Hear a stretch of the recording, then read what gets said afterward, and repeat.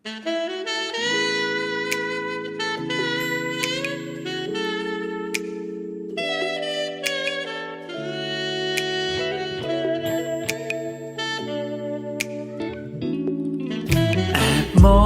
อยู่อย่างนี้ก็ดีเท่าไร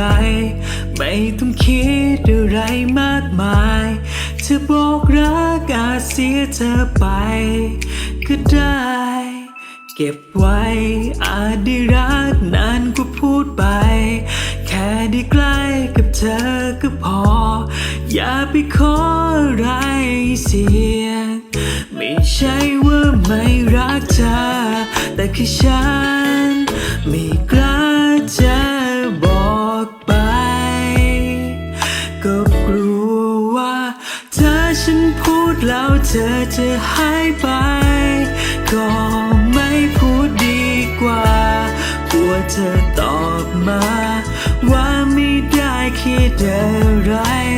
ถ้าฉันพูดแล้วเธอไม่เหมือนเดิมก็ไม่พูดดีกว่าแอบรักแบบนี้มันก็ดีกว่าบอกเราเสียใจ